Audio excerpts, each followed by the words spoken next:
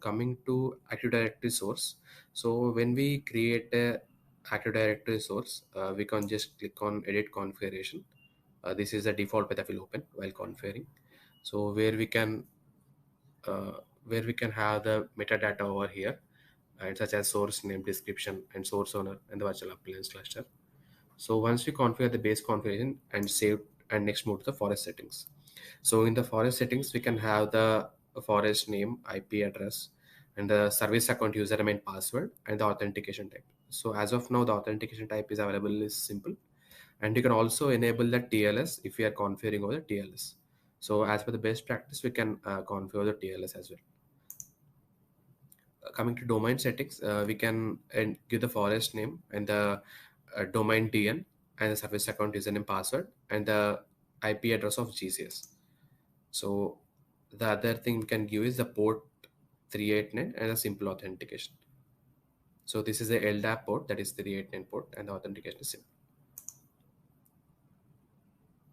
So coming to group settings, where we can mention from where we have to fetch the user data basically. I mean the user accounts that we can specify over here.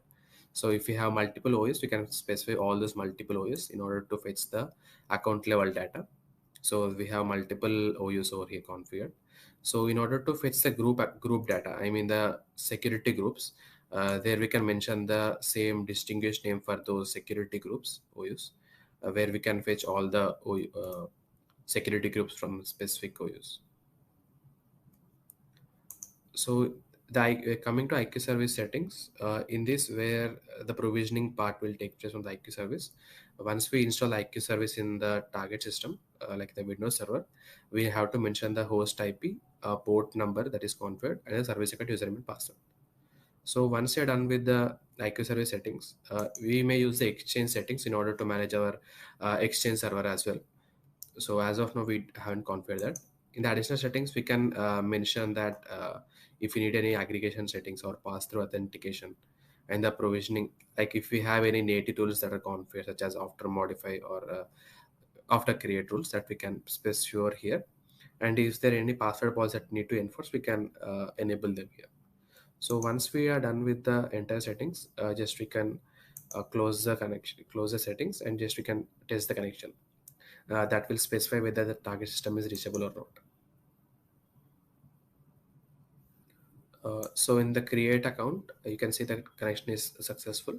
So in the create account, that is a create profile, we can have the object type as user and the distinguished name as per our requirement. We can formulate distinguished name, which are some important attributes such as SAM account name, distinguished name, and user principal name.